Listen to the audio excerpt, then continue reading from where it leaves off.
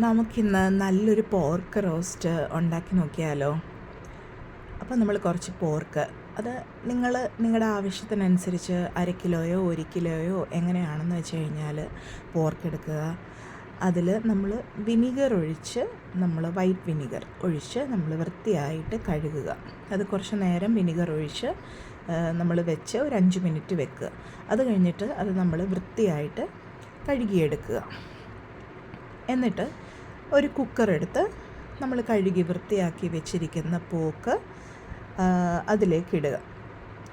നമ്മൾ അധികം മസാലകളൊന്നും ചേർക്കാതെയാണ് ഈ പോർക്ക് റോസ്റ്റ് ഉണ്ടാക്കാനായിട്ട് പോകുന്നത്. ഒരുപാട് മസാലകളൊന്നും ചേർക്കുന്നില്ല. അപ്പോൾ ആദ്യമായിട്ട് നമുക്കിതിലേക്ക് കുറച്ച് ഉപ്പ് ചേർക്കാം.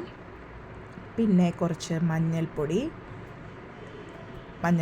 അതിന് കൃത്യമായ അളവ് എല്ലാം നിങ്ങളുടെ ആവശ്യാനുസരണം ചേർത്താൽ മതി. ഞാനൊന്നും ഒരു കൃത്യം അളവിലല്ല ഞാൻ കറികളൊന്നും ഉണ്ടാക്കുമ്പോൾ ചേർക്കാറുള്ളത്. കുറച്ച് കുരുമുളക് പൊടി, ഇത്രയും മാത്രമേ നമ്മൾ ചേർക്കുന്നുള്ളൂ. എന്നിട്ട് അത് നല്ലോണം ഇളക്കി യോജിപ്പിക്കുക. പോക്കിൽ നല്ലോണം പിടിക്കത്തക്കവണ്ണം ഇളക്കി യോജിപ്പിക്കുക. എന്നിട്ട് അതിലേക്ക് കുറച്ച് വെള്ളം ആവശ്യത്തിന്, ഒരുപാട് വെള്ളം ഒഴിക്കേണ്ട, കുറച്ച് അത് വേകാനും വേണ്ടി, കാരണം നമ്മളിത് കുക്കറിലാണല്ലോ വെക്കുന്നത്. അപ്പോൾ ഒരുപാട് വെള്ളം ഒഴിക്കേണ്ട, കുറച്ച് വെള്ളം ഒഴിച്ച് കുറച്ച് എണ്ണ, അധികം ഒഴിക്കേണ്ട, ഒരു ടീസ്പൂൺ എണ്ണ ഒഴിച്ചാൽ മതി. കാരണം പോർക്കിൽ നല്ല നെയ്യുണ്ടെന്ന് അറിയാമല്ലോ. അപ്പം കുറച്ച് എണ്ണ ഒഴിച്ച് കുക്കർ അടച്ച് നമുക്ക് ഒരു മീഡിയം ഫ്ലെയിമിൽ 3 തൊട്ട് 4 വരെ വിസിൽ അടുപ്പിക്കുക. അതായത് പോക്ക് വേവണം. നിങ്ങൾ അത് തുറന്ന് നോക്കുമ്പോൾ വെന്തിട്ടില്ല എന്നുണ്ടെന്നുണ്ടെങ്കിൽ നിങ്ങൾക്ക് കുറച്ചും കൂടി വേകണം. നിങ്ങളുടെ വേവിനനുസരിച്ച് അധികം വെന്തിട്ടില്ല എന്നുണ്ടെന്നുണ്ടെങ്കിൽ വേണമെങ്കിൽ 1-2 വിസിലും കൂടി നിങ്ങൾക്ക് അടുപ്പിക്കാം. അത് കഴിഞ്ഞിട്ട് കുറച്ച് ഇഞ്ചി നീളത്തിലരിഞ്ഞതും ചെറുള്ളി, നമ്മൾ ഒരുപാട് ഉള്ളി ഒന്നും ചേർക്കാതെയാണ് ഇതുണ്ടാക്കുന്നത്. ഒരു പാൻ എടുത്ത് വെച്ച് അതിലേക്ക് കുറച്ച് എണ്ണ ഒഴിച്ച് ആദ്യം കുറച്ച് ഉലുവ പൊട്ടിക്കുക.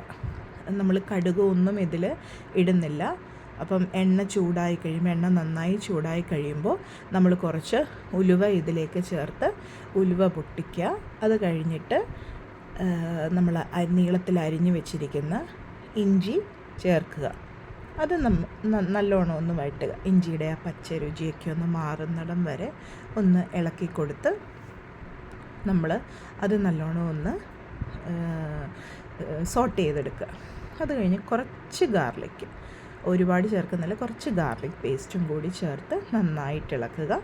പിന്നെ നമ്മൾ അടുത്തതായിട്ട് നമ്മൾ കട്ട് ചെയ്ത് വെച്ചിരിക്കുന്ന ചെറുള്ളിയും കൂടെ ചേർക്കുക. ഒരു 10 ചെറുള്ളി മതി. 15 വേണ്ട, 10 ചെറുള്ളി മതി.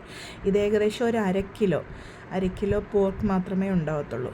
അപ്പോൾ നമ്മൾ ഒത്തിരി മസാലയും ഒത്തിരി ഉള്ളി ഒന്നും വഴറ്റാതെയാണ്, കാരണം പോക്കാണ് അതിൻ്റെ അകത്തെ മെയിനായിട്ടുള്ള കാര്യം. നമ്മൾ അധികം ഇതൊന്നും ചേർക്കാതെയാണ് ഉണ്ടാക്കുന്നത്. അപ്പോൾ ഉള്ളിയും ഇഞ്ചിയും ഗാർലിക് പേസ്റ്റും എല്ലാം ഒന്ന് നല്ലോണം വാടി വരുന്നിടം വരെ ഒന്ന് സോട്ട് ചെയ്തെടുത്തിട്ട് നമ്മൾ കുക്ക് ചെയ്ത് വെച്ചിരിക്കുന്ന പോർക്ക് ഇതിലേക്ക് ഇട്ട് കൊടുക്കുക. അപ്പോൾ അതിൽ കുറച്ച് വെള്ളം ഉണ്ടാകും, പോക്ക് വെന്ത വെള്ളം ഉണ്ടാകും. നമ്മളിതിൽ അധികം ഇനിയും കൂടുതലായിട്ടുള്ള എണ്ണയോ കാര്യങ്ങളോ ഒന്നും ചേർക്കുന്നില്ല. അത് ഈ വെള്ളം വറ്റുന്നിടം വരെ നന്നായിട്ട് ഒന്ന് കുക്ക് ചെയ്തെടുക്കുക. പിന്നെ നമ്മൾ ഗരം മസാലയൊന്നും ചേർത്തിട്ടില്ലല്ലോ. അപ്പോൾ ഒരു 1/4 ടീസ്പൂൺ ഗരം മസാലയും കൂടെ ചേർത്തിട്ട് ഈ വെള്ളം വറ്റുന്നിടം വരെ എപ്പോഴും ഇളക്കി കൊടുക്കണമെന്നില്ല, ഇടയ്ക്ക് മാത്രം ഒന്ന് ഇളക്കി, കാരണം അടിക്കൊന്നും പിടിക്കാതെ ഇടയ്ക്കൊന്ന് ഇളക്കി കൊടുക്കുക.